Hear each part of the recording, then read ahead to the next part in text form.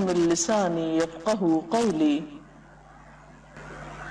ناظرین، ہماری آج کی گفتگو کا موضوع ہے رمضان اور زکوٰۃ۔ اگرچہ زکوٰۃ کے لیے کوئی مہینہ مخصوص نہیں ہے، ہر صاحب مال اور صاحب حیثیت اور خصوصاً صاحب نصاب شخص کو زکوٰۃ اس وقت ادا کرنی چاہیے جب اس کے مال پر جو واجب الزکوٰۃ ہے 1 سال گزر چکا ہو۔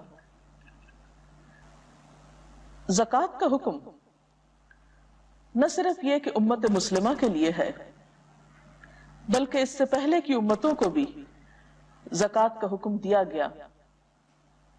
قرآن پاک میں اللہ سبحانہ وتعالی بنی اسرائیل کے بارے میں سورۃ البقرہ میں کچھ یوں بیان فرماتے ہیں، وَإِذْ أَخَذْنَا مِيثَاقَ بَنِي إِسْرَائِيلَ لَا تَعْبُدُونَ إِلَّا اللَّهَ وَبِالْوَالِدَيْنِ إِحْسَانًا وَذِي الْقُرْبَى وَالْيَتَامَى وَالْمَسَاكِينِ وَقُولُوا لِلنَّاسِ حُسْنًا وَأَقِيمُوا الصَّلَاةَ وَآتُوا الزَّكَاةَ ثُمَّ تَوَلَّيْتُمْ إِلَّا قَلِيلًا مِّنكُمْ وَأَنْتُمْ مُعْرِضُونَ۔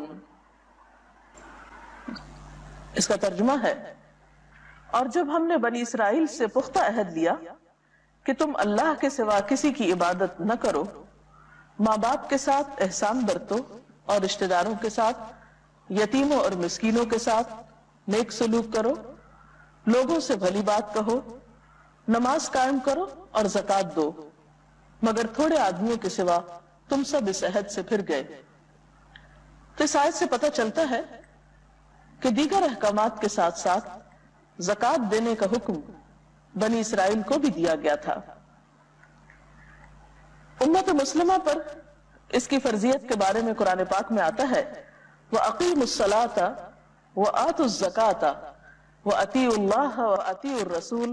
قرآن و سنت کے مطالعے سے یہ بات پتہ چلتی ہے کہ زکوٰۃ اسلام کی بنیادی ارکان میں سے ایک اہم رکن ہے۔ قرآن پاک میں 82 مقامات پر نماز کے ساتھ زکوٰۃ کا حکم پایا جاتا ہے۔ نبی صلی اللہ علیہ وسلم نے فرمایا، بنی الاسلام علی 5، اسلام کی بنیاد 5 چیزوں پر ہے، شہادت اللہ الہ الا اللہ وان محمد رسول اللہ واقام الصلاۃ وایتاء الزکاۃ والحج وصوم رمضان۔ آپ صلی اللہ علیہ وسلم نے فرمایا، اسلام کی بنیاد 5 چیزوں پر ہے، اس بات کی گواہی دینا کہ اللہ کے سوا کوئی معبود نہیں اور محمد صلی اللہ علیہ وسلم اللہ کے رسول ہیں، نماز قائم کرنا، زکوٰۃ دینا، حج کرنا اور رمضان کے روزے رکھنا۔ بخاری کی ایک اور حدیث میں حضرت جریر بن عبداللہ رضی اللہ تعالی عنہ سے روایت ہے کہ میں نے نبی صلی اللہ علیہ وسلم سے نماز قائم کرنے، زکوٰۃ دینے اور ہر مسلمان کی خیرخواہی کرنے پر بیعت کی، یعنی انہوں نے اس فریضے کو ادا کرنے کے لیے آپ سے عہد کیا۔ حقیقت یہ ہے کہ اسلام میں زکوٰۃ کا نظام معاشرتی بھلائی کے لیے ہے۔ رمضان کا مہینہ شہر المواسات ہے، انسانوں کے ساتھ ہمدردی اور خیرخواہی اور بھلائی کرنے کا مہینہ ہے۔ اس ہمدردی کے کئی طریقے ہو سکتے ہیں، لیکن ہمدردی کرنے کا بہترین طریقہ اپنے فرائض کی ادائیگی بھی ہے۔ اللہ تعالیٰ نے صاحب حیثیت مسلمانوں کے مال میں فقراء کا حق رکھ دیا ہے اور اس کے بہت سے فائدے بھی بتائے ہیں۔ سب سے بڑا فائدہ تو یہ ہے کہ اس کی بدولت انسان آخرت کے سب سے بڑے امتحان میں کامیاب ہوتا ہے۔ قرآن پاک میں اللہ تعالیٰ فرماتے ہیں، ان الذین آمنوا وعملوا الصالحات واقاموا الصلاة وآتوا الزکاة لہم اجرہم عند ربہم ولا خوف علیہم ولا ہم یحزنون۔ جو لوگ ایمان لائیں اور نیک عمل کریں، نماز قائم کریں اور زکوٰۃ ادا کریں، ان کے اجر ان کے رب کے پاس ہیں، ان کے لیے نہ کوئی خوف ہوگا اور نہ ہی وہ غمگین ہوں گے۔ اسی طرح بخاری کی ایک روایت میں آتا ہے کہ ایک اعرابی نبی صلی اللہ علیہ وسلم کی خدمت میں حاضر ہوا اور کہنے لگا، اے اللہ کے رسول صلی اللہ علیہ وسلم، مجھے ایسا عمل بتائیے جسے کرنے سے میں جنت میں داخل ہو جاؤں۔ تو اس پر آپ نے فرمایا، اللہ تعالیٰ کی عبادت کرو اور اس کے ساتھ کسی کو شریک نہ کرو، فرض نماز ادا کرو، فرض زکوٰۃ ادا کرو، رمضان کے روزے رکھو۔ اس نے کہا، اللہ کی قسم میں اس سے زیادہ کچھ نہ کروں گا۔ جب وہ شخص واپس ہوا تو آپ نے فرمایا، جسے جنتی آدمی دیکھنا پسند ہو وہ اس شخص کو دیکھ لے۔ تو اس سے کیا پتہ چلتا ہے کہ جنت میں جانے کے لیے سب سے اہم چیز اپنے فرائض کی ادائیگی ہے، کیونکہ اگر کوئی شخص اپنے بنیادی فریضے سے غافل ہے اور ادھر ادھر کی نیکیاں کر رہا ہے تو جب تک وہ اپنا فرض پورا نہیں کرتا باقی نیکیوں کی بھی قدر و قیمت نہیں ہوگی۔ زکوٰۃ کا لفظ جو ہے اس کا بنیادی طور پر معنی ہے پاک کرنا، نشو نما دینا۔ زکوٰۃ یہ دونوں کام کرتی ہے، ہمیں گناہوں سے بھی پاک کرتی ہے، مال کی حرص اور محبت سے پاک کرتی ہے، لالچ سے پاک کرتی ہے، اور اسی طرح ہمارے دل میں انسانوں کی ہمدردی کے جذبات کو پروان چڑھاتی ہے، خیر اور بھلائی کے احساسات نشو نما ہوتے ہیں زکوٰۃ کی ادائیگی سے۔ زکوٰۃ گناہوں کا کفارہ اور نفس کے تزکیے کا بہترین طریقہ ہے۔ قرآن پاک میں اللہ تعالیٰ حضور صلی اللہ علیہ وسلم سے خطاب فرماتے ہیں، خذ من اموالہم صدقۃ تطہرہم بہا وتزکیہم۔ اس کا ترجمہ ہے، اے نبی صلی اللہ علیہ وسلم، آپ ان کے اموال سے زکوٰۃ لے کر انہیں گناہوں سے پاک اور صاف کیجئے۔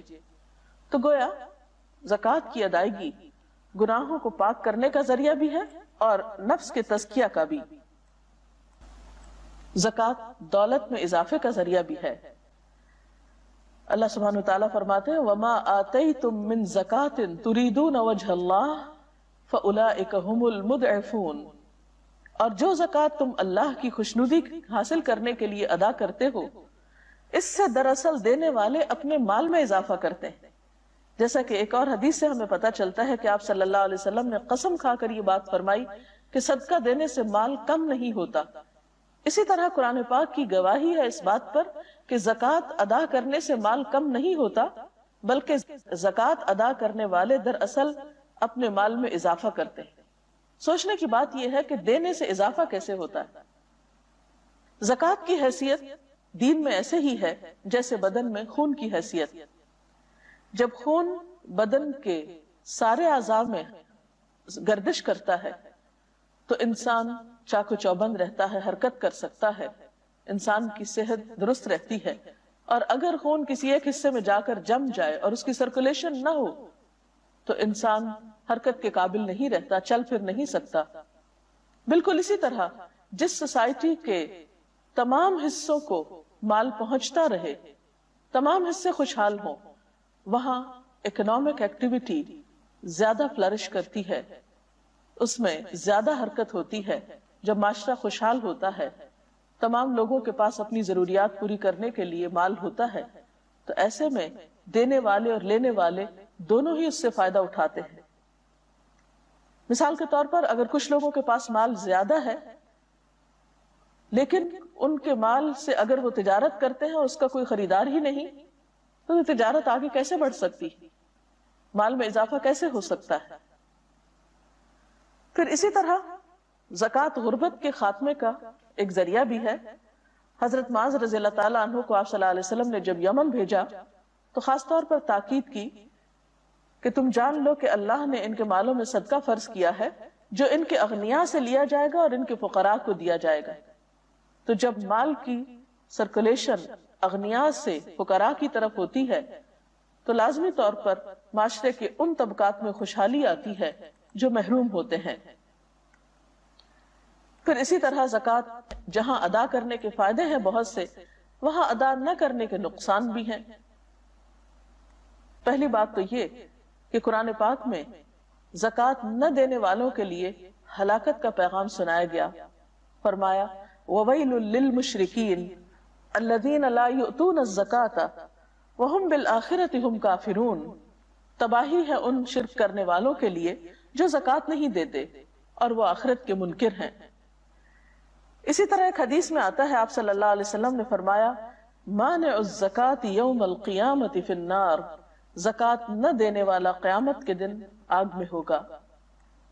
قرآن پاک کی ایک اور آیت سے بھی یہ بات ہمیں پتہ چلتی ہے کہ والذین یکنزون الذھب والفضة ولا ينفقونها في سبيل الله فبشرهم بعذاب أليم یوم تکوی بها جباہهم وجنوبهم وظہورهم هذا ما کنزتم لأنفسکم فذوقوا ما کنتم تکنزون۔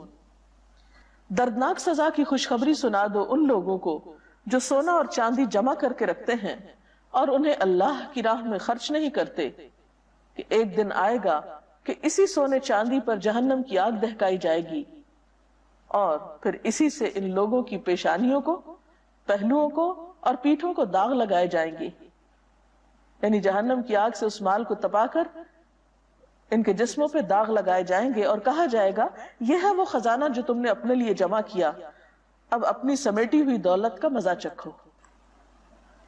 اسی طرح ایک اور آیت میں آتا ہے وَلَا يَحْسَبَنَّ الَّذِينَ يَبْخَلُونَ بِمَا آتَاهُمُ اللَّهُ مِنْ فَضْلِهِ هُوَ خَيْرًا لَهُمْ بَلْ هُوَ شَرٌّ لَهُمْ سَيُطَوَّقُونَ مَا بَخِلُوا بِهِ يَوْمَ الْقِيَامَةِ۔ جن لوگوں کو اللہ تعالیٰ نے اپنے فضل سے مال و دولت دی ہے اور وہ بخل سے کام لیتے ہیں، وہ اس خیال میں نہ رہیں کہ یہ بخل ان کے حق میں بہتر ہے، بلکہ یہ ان کے لیے بہت ہی برا ہے۔ اس بخل سے جو کچھ وہ جمع کر رہے ہیں اسے قیامت کے دن طوق بنا کر ان کے گلے میں ڈال دیا جائے گا۔ ایک اور حدیث اس بات کی مزید وضاحت کرتی ہے۔ نبی صلی اللہ علیہ وسلم نے فرمایا جس کو اللہ تعالیٰ نے مال دیا اور اس نے اس کی زکوٰۃ ادا نہ کی تو قیامت کے دن اس کا مال گنجے سانپ کی شکل بن کر، جس کی آنکھوں پہ 2 نقطے ہوں گے، اس کے گلے کا طوق بن جائے گا۔ پھر اس کی دونوں باچھیں پکڑ کر کہے گا میں تیرا مال ہوں، میں تیرا خزانہ ہوں۔ پھر آپ نے یہ آیت تلاوت فرمائی جن لوگوں کو اللہ نے اپنے فضل سے مال دیا ہے اور وہ بخل کرتے ہیں، وہ اپنے لیے اس بخل کو اچھا نہ سمجھیں بلکہ یہ ان کے حق میں بہت برا ہے۔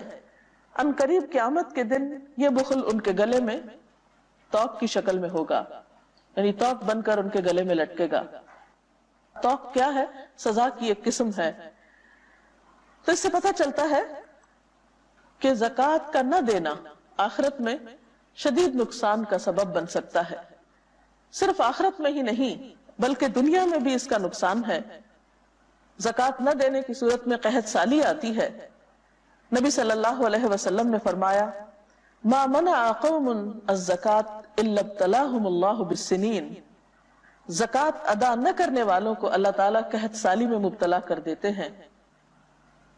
آپ صلی اللہ علیہ وسلم کے فرمان کے مطابق اگر وہاں یعنی اس قوم میں، اس علاقے میں چرند پرند نہ ہو، جانور نہ ہو، تو ان پر ایک قطرہ بھی بارش کا نہ برسے۔ یعنی اللہ تعالیٰ ایسے لوگوں سے اتنا غضبناک ہوتا ہے اور ان کو اپنی رحمت سے محروم کر دینا چاہتا ہے جن کے دلوں میں بندوں کے لیے رحم کا جذبہ نہیں، کیونکہ آپ نے فرمایا کہ جو زمین والوں پر رحم نہیں کرتا اس پر آسمان والا بھی رحم نہیں کرتا۔